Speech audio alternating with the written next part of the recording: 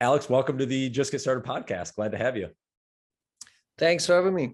I'm excited for this conversation. And, one full disclosure, I use Celsius. And one of the reasons I wanted to have you on, because I really love what y'all are doing over there. And, I could take this conversation in so many different angles. The Just Get Started podcast is all about those getting started moments and, whether it's starting businesses or investing or anything.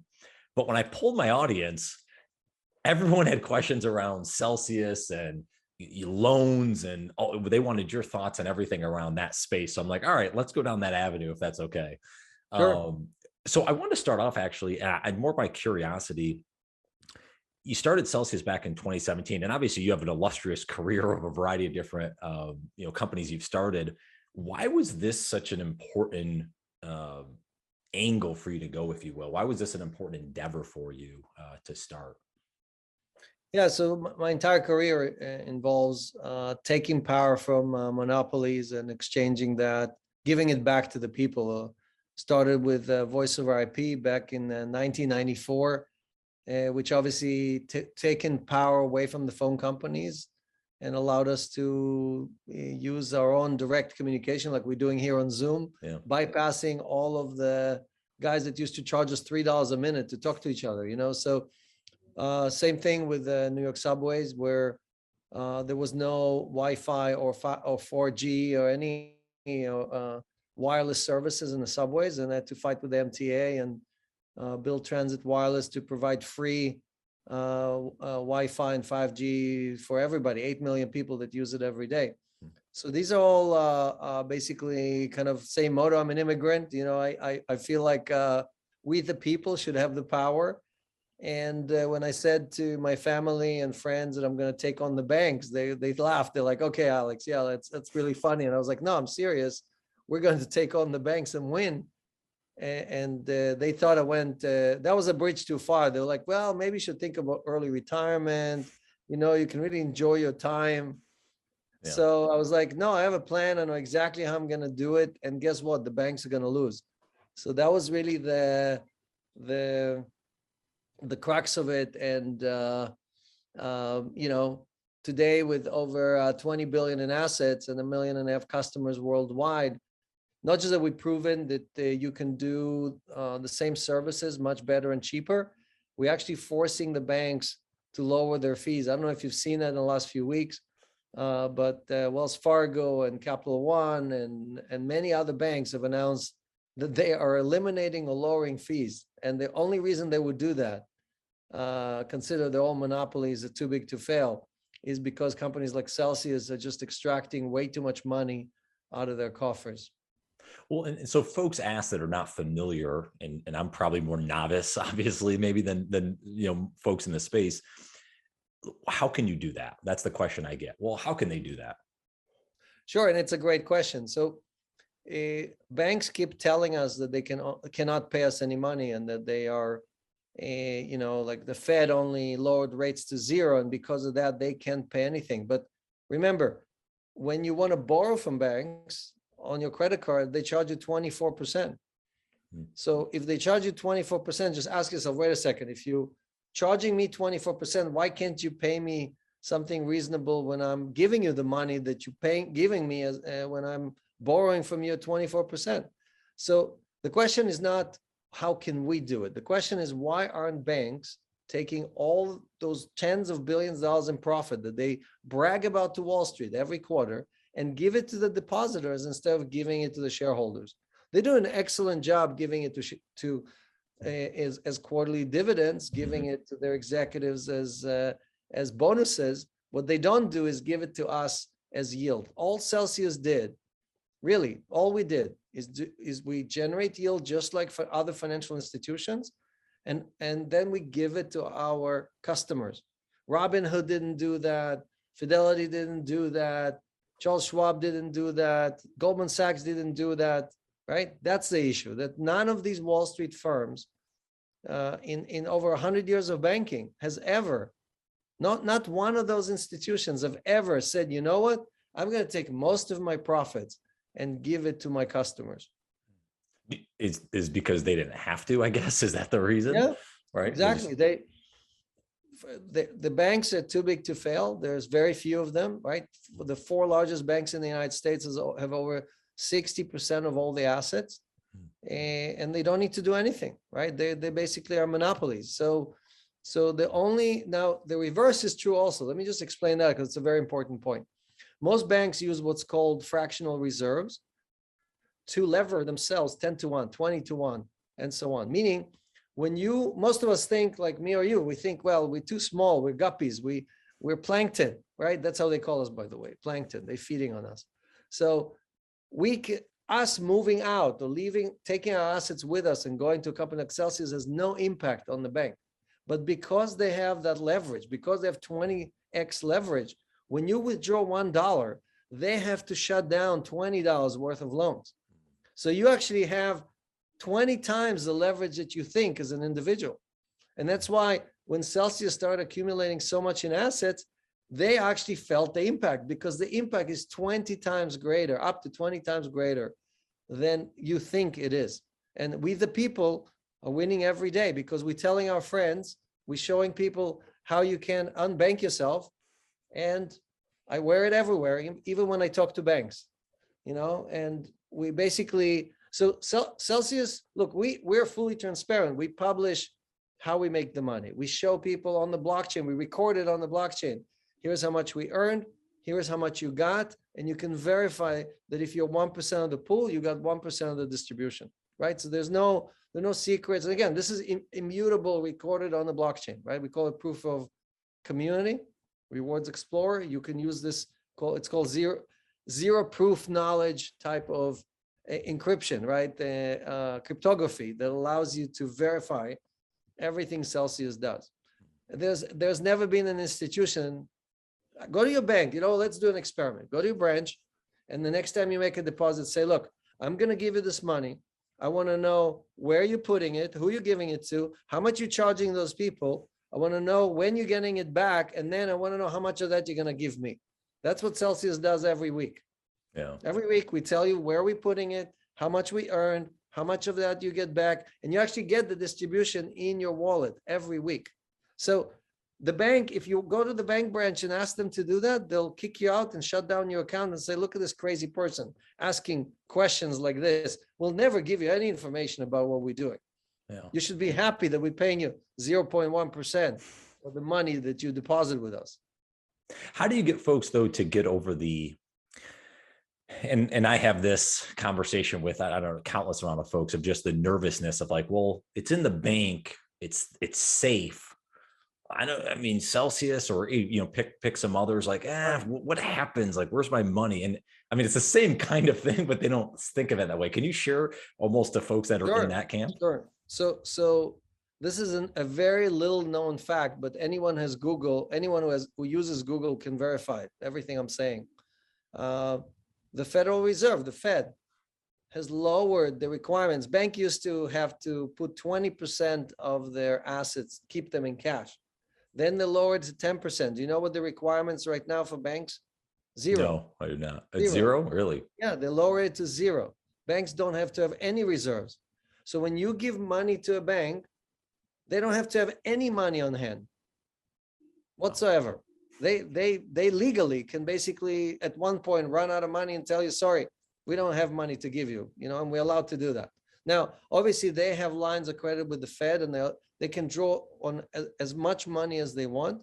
These are called repo markets, and the Fed is standing there basically making sure that the repo market operates. Without the Fed, those markets would not operate. So I'm not in no way saying that our banking system is not safe. I'm just saying that if you think that there's some safe that has a lot of money in it, then you don't understand how banking works, right? Mm-hmm. Banks, think about it this way. When you put money in the bank, it takes them 3 days to clear your money, meaning they're only going to start paying you or give you access to your money 3 days later. The minute the money hits their account, they already lent it to somebody else on their credit card. They're already charging somebody 24%, but you don't even have the money cleared in your account. Banks settle instantly. They don't settle over 3 or 7 days. International wire, 7 days to clear the money.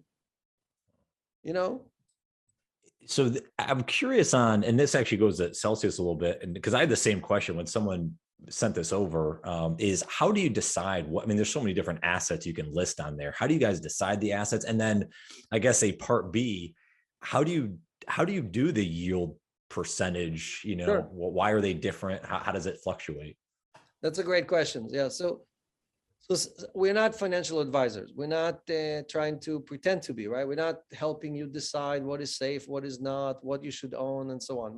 What we try to do is have enough assets in the wallet. Right now, it's about 50 assets, different assets, including obvious things like Bitcoin and Ethereum, but also 13 different stable coins, and 2 gold assets. So you can actually invest in gold and earn yield, earn return on gold, something that is pegged to the price of gold. And you have to choose. You have to decide, you know what? I want to earn yield on dollars. So I'm going to buy some stable coins, put it with Celsius, and I'm going to earn 8.5%. I like this Bitcoin thing, but I'm not sure about it. So I'm just going to buy a little bit and I'm going to earn 6.2% on that, and so on, so on. So all we do, right, is you decide what assets to purchase. You don't even buy them on Celsius. Most of our customers buy these assets on Coinbase or some other platform, and then they just put them on Celsius to earn yield. When it hits your account, right? And by the way, the clearing is instant, meaning on Ethereum, it's 20 or 30 seconds. On Bitcoin, it's up to 10 minutes. And then immediately you start earning interest, right? Now, Celsius has to lend these things out to borrowers, to institutions, exchanges, DeFi, retail lending, right? All these different verticals that we operate in. And we have to charge those people yield or charge them interest, right? And again, this is where the crux of the matter is, right? We take that yield that we collect from the institutions to our community. That is really the main innovation that Celsius has created. Now, you can earn the yield in kind, meaning Bitcoin on Bitcoin or stablecoin on stablecoin, or if you're a accredited investor in the US or non-accredited anywhere in the world, you can earn it in our token, the CEL token, right?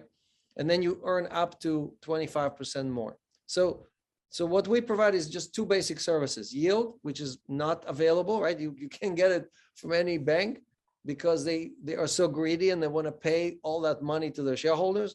And you can borrow, you can take a loan against the asset, deferring your taxes, right? You don't have to sell your Bitcoin. You don't have to sell your your Ethereum, and you will pay 1% interest per year, right? So try to borrow, no paperwork, no employment verification, no, all the stuff that comes with 20 forms that you have to fill with the bank, all that goes out of the window. In 5 minutes, you can be qualified for a loan, and the money will be in your account the same day. So you can basically use it to pay down credit card debt or anything else you need. Well, and the loan's actually a good place to maybe sit on for a minute, because again, that was a high question that came in a lot, I guess, if I say it that way. What's from a loan standpoint? So I have Bitcoin in there. I could just lend that out to Celsius, but I'm lending it, but I'm not losing it. It's not like I'm not selling it, right? I think some folks are a little nervy about what happens actually with their Bitcoin or another asset maybe. Yeah, so today, a person has 3 options. One, if you're computer savvy, you can hold the Bitcoin yourself. So you have a private key, or you have just a number, right? You have a virtual key, and you own your Bitcoin, right? Which is fine for many people. That's fine. Just do, about 20% of all the Bitcoin has been lost because people that thought they can hold their own keys have not been able to do so, and basically they lost all that Bitcoin. Second option is you buy it on an exchange like Coinbase, and you keep it on the exchange. You're saying to Coinbase, look, I don't know how to keep my keys safe. You guys keep my keys. I just have a password to my account, and when I need it, I can get it. And Celsius just says, look, Coinbase is using your Bitcoins to do market making, arbitrage, all kind of other stuff, but they're not paying for it. Why don't you move the coins to us? We will lend it back to Coinbase or other exchanges. Then they have to pay us, because we have 115,000 Bitcoin. Very few people in the world have 115,000 Bitcoin. So if somebody needs a loan of size, Celsius is probably the only option they have. If you need 100 million worth of Bitcoin to borrow, Very few people in the world you can call and get that. So all we've done, just like with the phone companies, we forced the phone companies, give us internet service and not charge us per minute.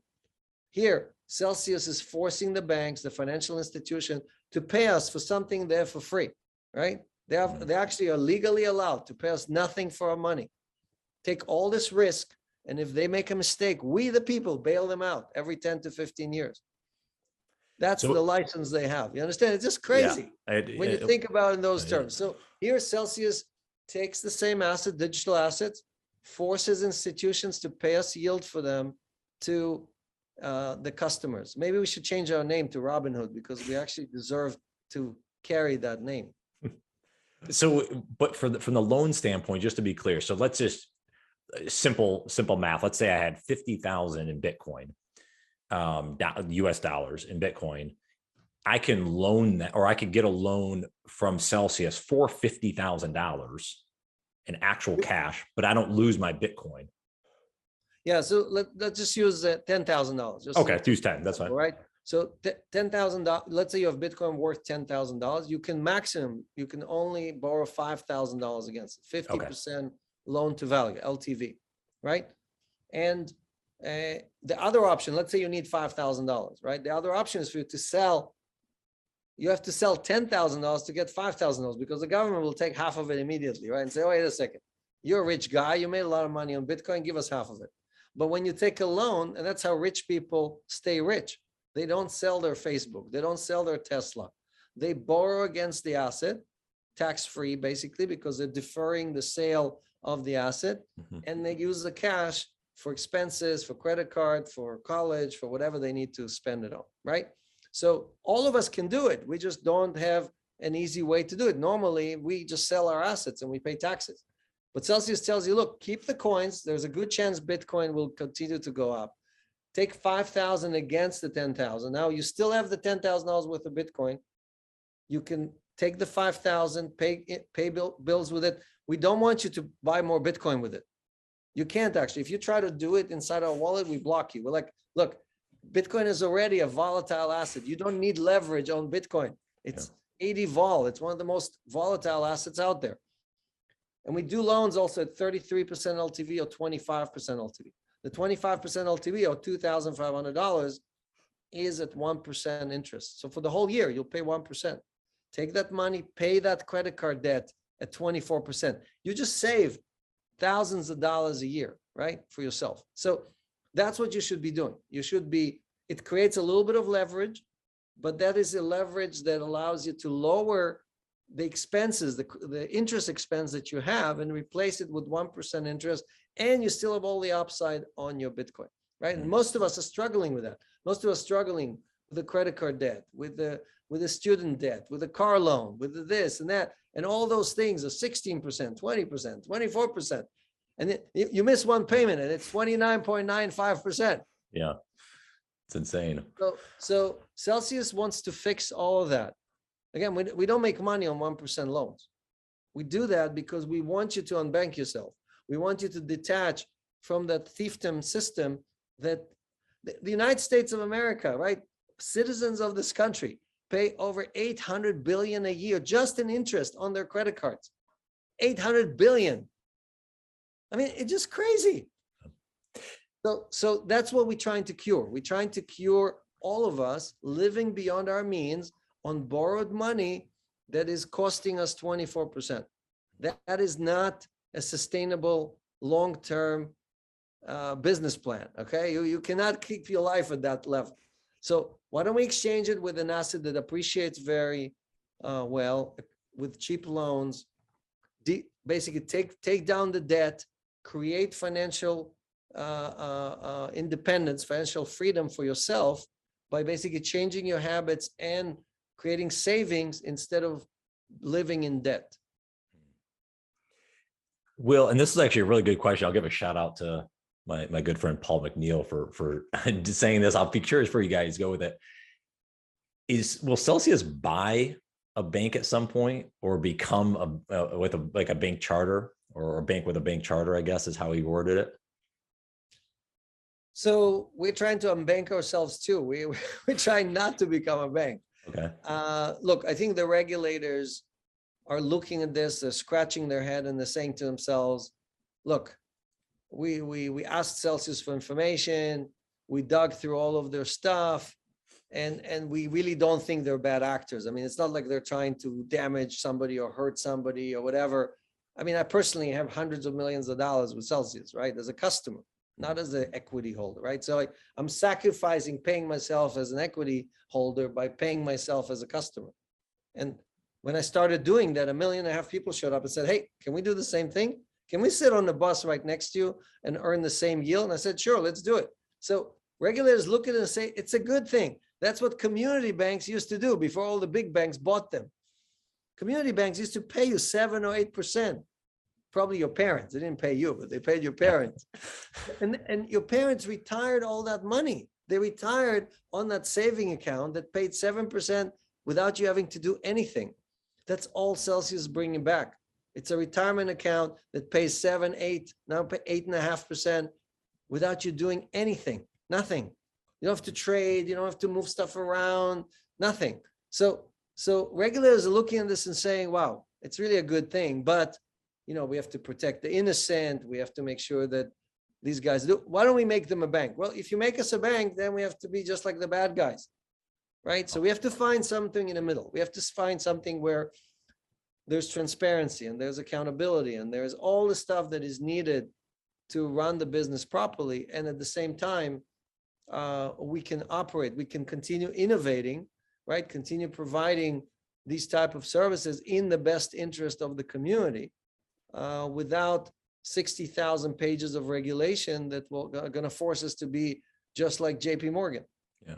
Well, it seems like that's what's happening right now, at least with the circles that I read, and whether it's podcasts or other stuff, that you have this innovation which you want to do and the space wants to do, and then you have the regulations of and they're kind of butting heads at this point. Is that where you spend a lot of your time of battling the regulations? Or I wouldn't say battling. I mean, again, the joke about banks is that the last thing they invented was an ATM machine, and that was 1975. We haven't seen anything from banks, and we haven't seen anything from fintech trying to attack banks, because all those companies were still running on the rails, on the infrastructure that banks provided. So sooner or later, you were trying to go around the banks, you ended up with a toll collector, right? With an institution that said, well, stop right here. You got to pay me on average 3% of all of our GDP worldwide goes to banks and financial institutions on average. Now, we all know computer networks are basically free. We're talking for free, right? We should be able to move money for free, right? And that's what the blockchain promised. The blockchain, just like voice over IP, was a new rails, a new network that bypassed AT&T and bypassed all these giant phone companies. The blockchain and the open ledgers like Ethereum and other things are bypassing the entire financial system, right? So the opportunity for us is, okay, do we want to get stuck with this old legacy system and let the rest of the world innovate? Or do we want to invent the next internet? Just like we invented this internet, the next internet, Web3, is all about value. And this fight is over all the money in the world. Do we want that to be owned by the Chinese? Do we want that to be owned by some entrepreneur that doesn't have a name? Or do we want to manage all of that in an open framework like we gave the internet? The US government passed a law in 1996 allowing internet company to operate freely without phone companies and other people squashing them. And that's what banks are trying to do right now. They're trying to squash anyone who's infringing on their fiefdom system, right? To continue stealing from us hundreds of billions of dollars for nothing, right? It makes no sense that you're paying 24% on your credit card. 0 cents. How do you but banks borrow money from the Fed right now at 0%. Yeah. Well, I know that is crazy when you really pull back the eyelids, if you will, and open up and you're like, good grief. Where is that money going? How about 1% loans? Is that fair? Yeah, that's fair. That seems good. That seems good. That's what we're doing. Yeah. Right. That's what we're doing. And again, we are going through regulatory scrutiny every week, every month. It's not like we're hiding somewhere. I live in New York City. I have 6 kids. You know, if there was anything wrong with what we're doing, believe me, I wouldn't be living here anymore, right? So we wouldn't be managing 20 billion or more in assets for millions of people. So the egregious behavior and pointing fingers at us as if we are the problem. Well, I think it comes down. I think it comes down to, you mentioned, I think the best word is like y'all are trying to innovate. You're trying to. It's a new kind of frontier that a lot of folks are very nervous about. And I think even like in conversations I've had recently, obviously, you know, we're recording this end of January 2022, just for reference, right? Very volatile. Now the stock market is as well, but, you know, obviously, you know, crypto is in a very volatile spot right now, but this happens, right? How does someone in your position actually like look at that? Like when you're looking at the where crypto is, Bitcoin, et cetera, folks that have a little money and get very nervous, do you know, hey, this is a long-term game, like this is going to take time, people are going to buy in, you know, things are shaking out, like how do you look at that when the, you know, things tank so much? So let's do just 2 simple things, right? Let's compare what the Fed has done in the last 2 years. They printed almost half of all the money that ever existed, 40 something percent. I think it's 44 or 46% of all the dollars that wherever existed in the history of the American people were printed in the last 2 years. Okay. Now I would call that crazy. Yeah, that's a lot. Our national debt is $29 trillion. 29 trillion. It's 29 with 12 zeros behind it. And on top of it, we have another 60 trillion of unfunded liabilities like Social Security and everything else. So again, we the people are living beyond our means, right? We're spending money on military and all kind of other things that we can't afford, right? We keep charging the credit card, right? And the Fed keep printing that money for us. And here is a new system. It's a system that doesn't have a Federal Reserve. It does not have a printing press. Okay, you cannot print more Bitcoin. There's only 21 million. That's it. You can do whatever you want. Doesn't matter who. You know, it's mathematically impossible to print more Bitcoin, right? So you tell me who's crazy and who's not. I mean, the Fed has to manage our stock market, our bond market, our every market, right? To keep it alive. It has to feed it constantly, right?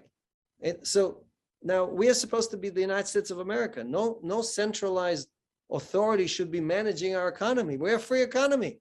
Are we free, or is the Fed managing our economy? So on the other side, you have a free market, a truly free market. It moves up and down. Sometimes it moves a lot, but it's a free market. There is no one controlling that market. So I believe in that market. I believe in limited supply, right? Austrian economics, rather than believing in voodoo MMT or modern monetary theory, which is what the Fed has been feeding us, right? So Bitcoin is a deflationary currency, meaning every day there's less and less and less Bitcoin because people lose their keys. There's limited supply, and there's more and more people who actually lose their keys and don't know how to deal with their Bitcoin. So here is a system that printed almost half of all the money in the last 2 years, and here is a system that is deflationary. You tell me which one is better for you, not which one is better for the government.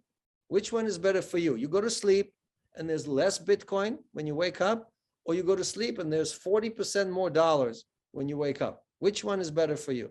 So we as the people have to decide which system we believe in, which system is acting in our best interest, which system we want to put the value into, right?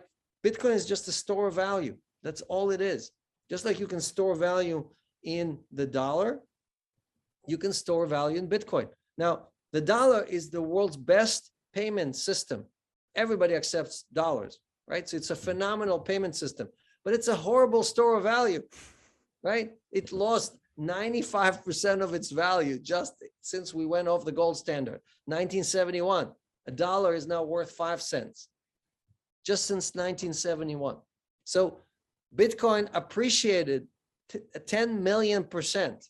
It's the best asset in the last decade, in the last 13 years. Okay, best assets ever created by anybody. Better than gold, better than any stock, better than Tesla, better than Facebook, better than you name a company, anything. Bitcoin beats it by 2 or 3 orders of magnitude. So which one assets do you want to have? You tell me. The one that is unlimited press, where most of the dollars go to people who are close to the plate, or something that has limited supply where you know that it's run by cryptography and no government can control it. So all Celsius does is we carry the flag for Satoshi. We invented this whole system. We just carry the flag. And in the spirit of not bringing the Wall Street fiefdom system into Bitcoin, into crypto, we want to keep it pure. We don't want to be infected by all the bad stuff that's happening there. And remember, regulators work for our government, and our government is supposed to work for us. Okay, so regulators should be looking at this and saying, okay, is this good for the people or is this bad for the people? What do you think of, and just one or two more questions. I really appreciate you sharing a lot of those insights because that is helpful. What do you think of El Salvador, the Bitcoin city? Do you think about that at all, or maybe having your own someday? Or so look, there's 3 types of countries in the world. There are countries like the United States or Japan that print their own currency, and it's a very strong currency.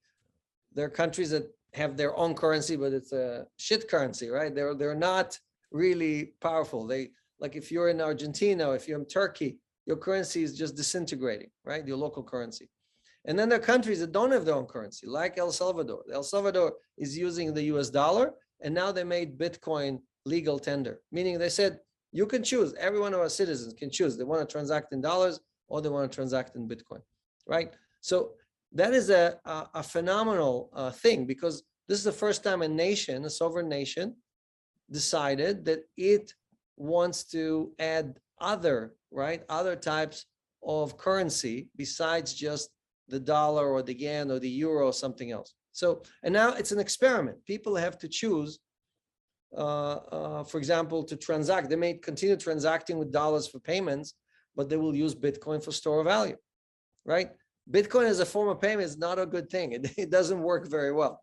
The transactions are slow, they're expensive. It's not designed for that. It's designed for store of value. I know the Satoshi paper says peer-to-peer cash system, but maybe we just need to refresh it and put a new title on it. The world's best, store of value. So I am admiring the experiment there. I think it's definitely something that we're watching very closely, and we're cheering for the country and for the, I think, 4.5 million people that live there.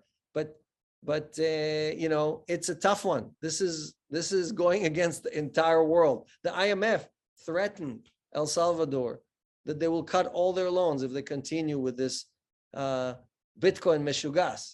So we'll see what happens. I mean, it takes a lot of guts for a president of a country to do that. This is not, we should not be taking it lightly. Well, what about when, and now it seems like I don't want to call it a Twitter war, but like between the mayor of Miami and the mayor of New York City about, hey, I'm going to take my paychecks in Bitcoin and stuff. What do you think of that all? Look, if you're a politician, half of Americans have Bitcoin now or crypto assets. So if you're a politician, I don't think you're going to get elected unless you're crypto friendly, especially in cities like Miami and New York and so on. So I think one after the next, politicians, not just mayors, it's governors, it's presidents, right? They realize, gosh, all I have to do to get reelected is mention the word Bitcoin 3 times, So that's a good thing because again, the lawmakers are all politicians, right? And they all have to care about their constituency. And if the constituency says, hey, you're not friendly to Bitcoin and Bitcoin is friendly to us, then we're just not going to vote for you, right? So the reason I'm not concerned about regulation is because I think lawmakers sooner or later are going to realize that they need to provide these services to their customers. And all we need to do is wait for those lawmakers to show up and change the rules to be crypto friendly, right? And again, we are, I think, a shining example of acting in the best interest of the community, putting the community first. listening to the community, right? Developing things the community has asked us to do, right? When was the last time you went to your bank branch and gave them advice about how they should improve their product? You understand? I haven't been to a bank branch in probably many years, but I'm sure some folks still walk into those. That's right. And there was a survey done. Most Americans would rather go to the doctor than sit in a bank appointment for 2 hours. Okay, to the dentist, sorry. They rather go to the dentist than go to a bank branch and fill up a loan or request a credit card or whatever they need to do. So, I think crypto allows us to, again, have a new path and new rails. And now the question is, are we developing stuff there that replaces TradFi or traditional finance? Or are we developing stuff there that just charges more fees and find other ways of milking money out of people that even banks didn't think about? And that's really what the fight is over. Well, let me get you out on this. I always like to ask this question. So it'll be interesting where you take it. And again, I always say this, not financial advice. This is more for entertainment purposes, but you could share your thoughts and wisdom and insights. Let's say, let's take my mom, for example. I don't think my mom has any crypto. At least I haven't talked to her about it, but she's used to her money sitting in the bank and, kind of doing the old methods. Would there be any coaching, I guess is the best word, to get her started into the space, moving in the right direction, whether it's a loan, whether it's anything, any insights, advice, anything you've seen that's helped get people over the fence, if you will? Sure. So first you have to spend some more time with her. Okay. She called me already and told me that you're just busy with your podcasts and with your celebrity lifestyle and everything else. So no, but just kidding. But look, we all have to spend time educating the people that are either disadvantaged or don't have access to the information or just don't understand the tech, right? And it's on all of us, right? I mean, I do every week. I do an AMA, right? Ask Me Anything on Fridays on YouTube. I do a Twitter hangout for 2 or 3 hours every Tuesday, and I do continuously create content like this one, where we try to educate people about the questions they should ask themselves. This is not a pitch. Go download Celsius app. This is about the questions you should be asking yourself. Basic things like, why is my bank charging me 24%? I've been with them for 20 years. They have all my money. Yeah. They already have all my money. How can they charge me 24% when they have all my money and my savings and my mortgage and my kids' college plans and everything? It's lunacy, right? So all I'm saying is asking people simple things, right? And we have an amazing community. We have thousands of ambassadors, thousands of Celsius ambassadors who create content. Go to CelsiusHub.com. Okay, it's an ambassador who created a website that has content from hundreds of different ambassadors in, I think, 70 languages. Okay, you speak whatever, some weird language. Guess what? There's probably a video there in your language explaining to you what is crypto, how do you buy it, how do you move it, how do you use it, and so on, so on. So I think that we built a community from scratch, right? A global community that everybody in our community wants to unbank and have financial freedom. Those are the two things they're trying to do, right? Detach from that system where they're being charged fees and they can never make it. They're always behind. They can barely pay their bills. And okay, now it's January, right? We're at the end of January. Look at your December statement, your credit card statement. Look how much, by law, they must show you how much interest you paid all year. And you'll be shocked. You'll be like, oh my God, I paid $6,000 to the bank. It's on page 3. It's on the last page on the back in small letters. Find it, look at it, okay? And ask yourself, what if I could take that money and put it towards my financial freedom? Take that $6,000 that I paid the bank for nothing, just because they gave me a loan against my own money that is in my bank and charged me 24% on it because I'm using their credit card, right? So that's all you have to do is change your behavior and go from somebody who is in debt to somebody who's a saver and pay